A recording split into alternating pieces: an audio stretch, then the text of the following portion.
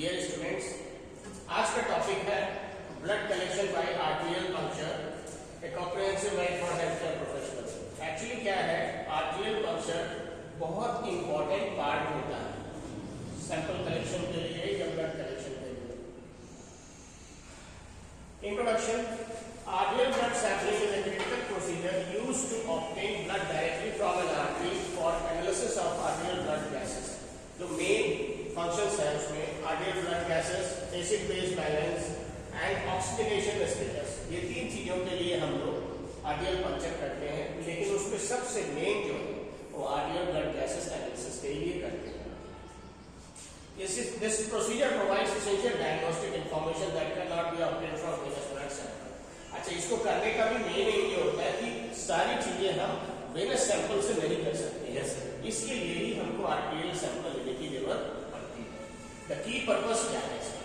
Assess respiratory function, metabolic status and oxygen delivery. ये तीन चीजें मेन है, जिसमें से सबसे इंपॉर्टेंट है रेस्पिरेटरी फंक्शन का असेसमेंट, क्योंकि एक्चुअल में जो अगर असेसमेंट होता है ऑक्सीजन का और कार्बन डाइऑक्साइड का कि क्या प्रोपोर्शन चल रहा है, वो आपको इसी के थ्रू।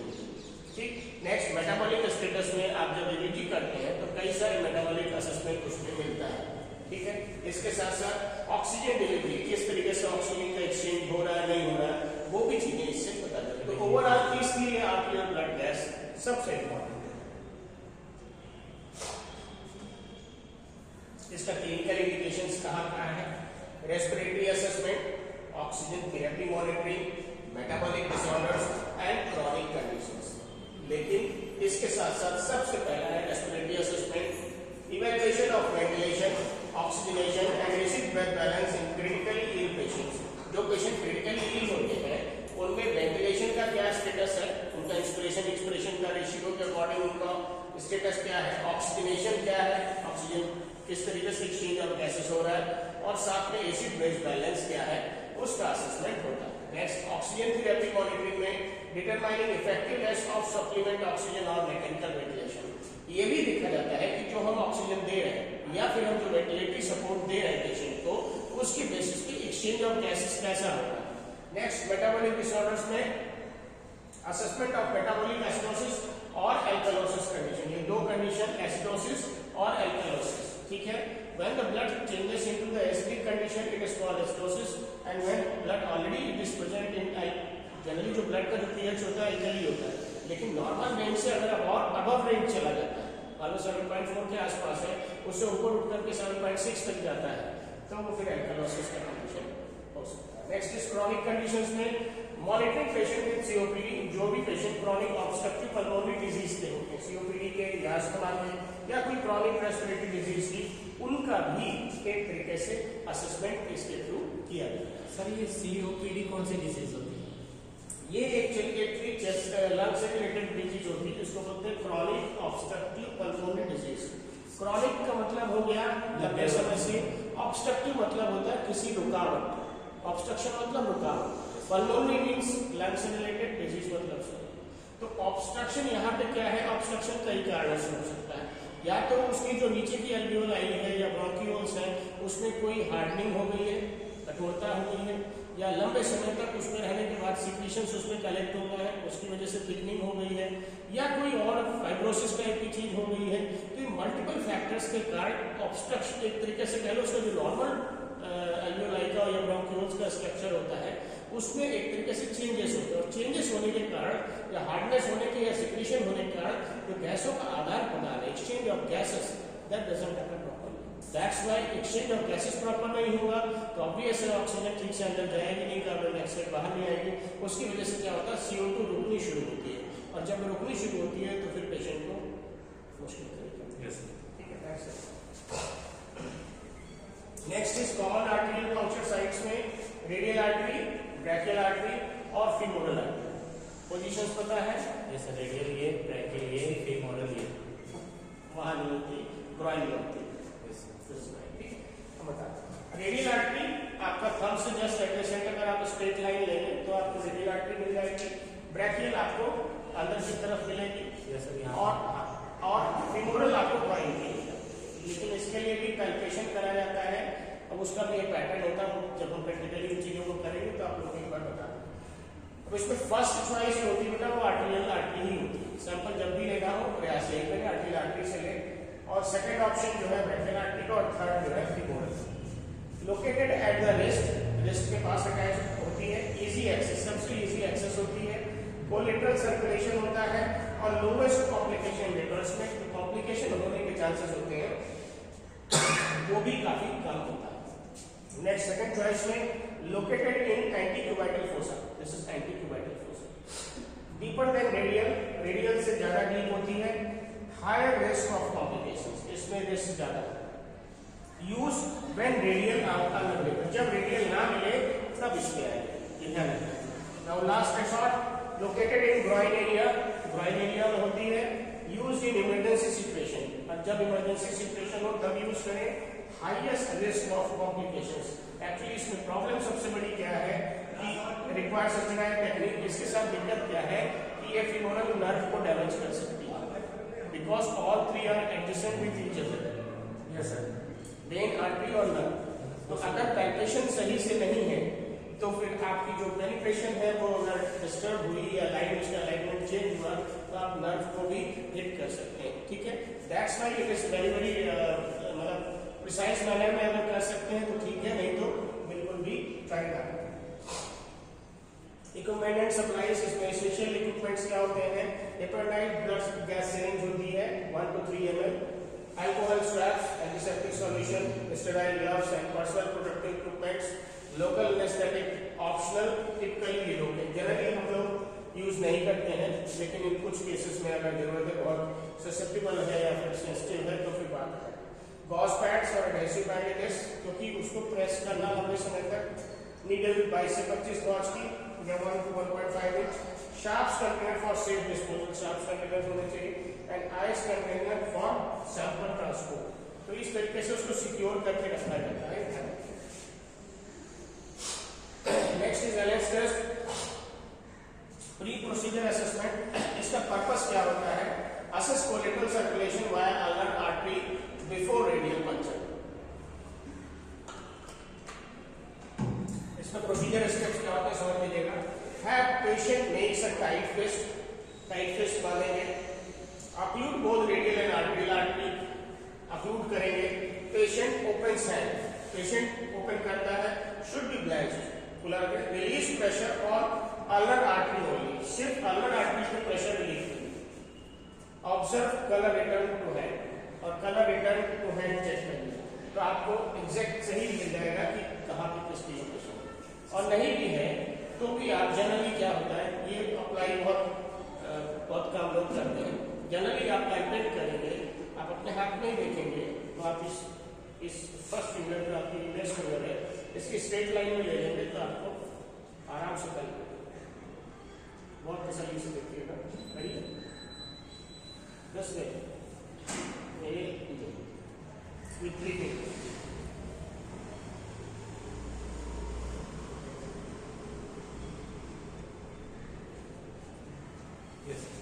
दिस इज रेडियल और इसके एडजेसेंट आप लिटिल फिंगर के स्ट्रेट लाइन पे जाएंगे और आप यहाँ पे देखेंगे एक और आर्टरी आपको मिलेगी, ये अल्नर आर्टरी, ऐसे ऐसे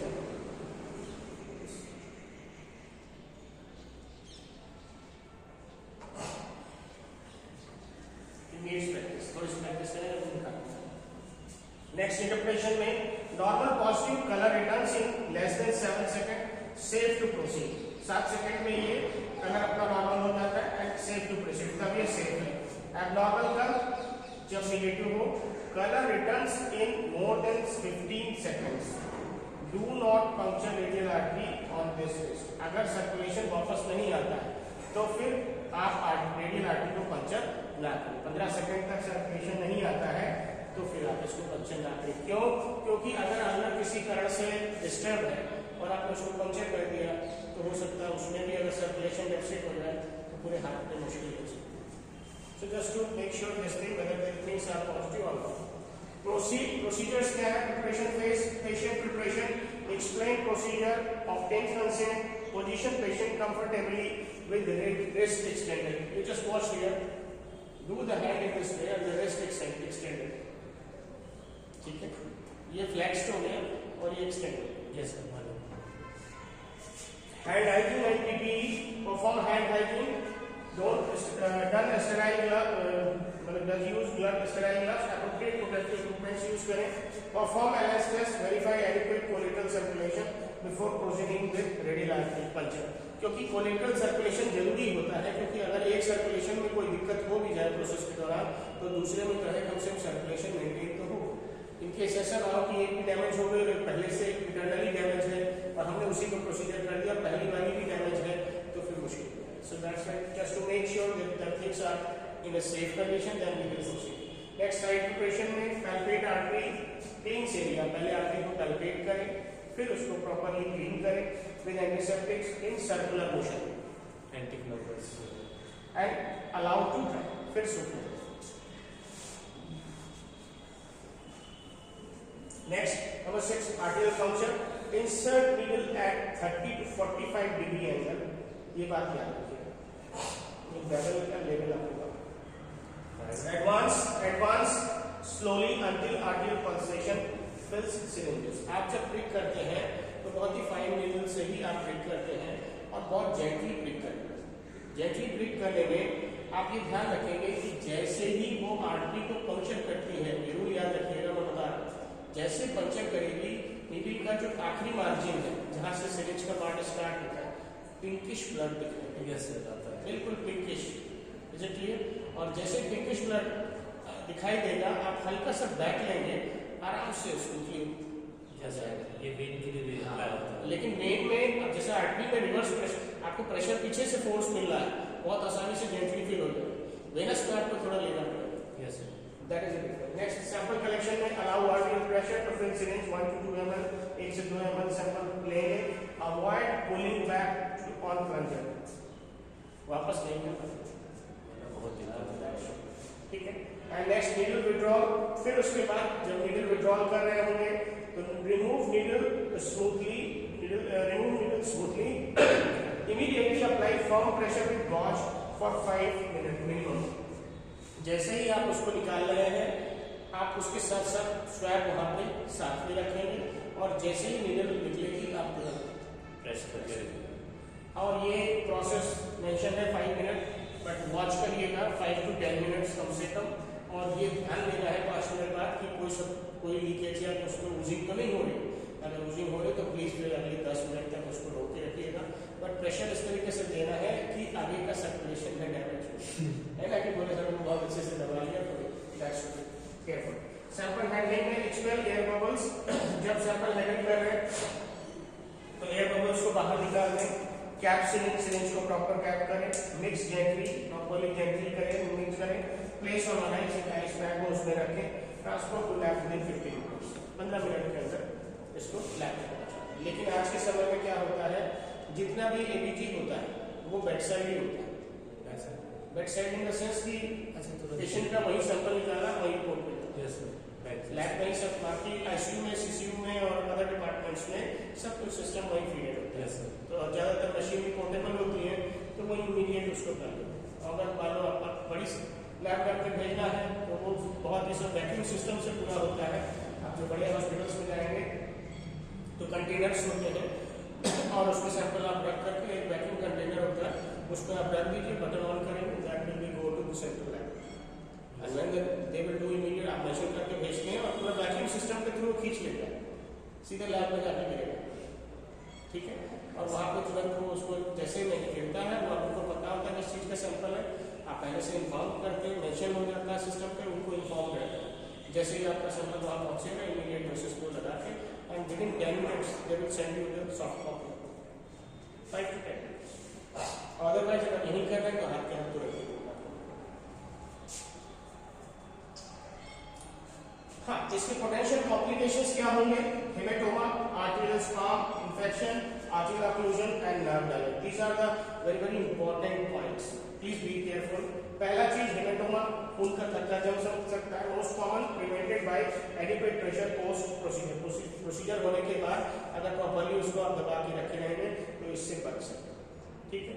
number 2 arterial spasm, causes severe pain and difficulty of obtaining sample.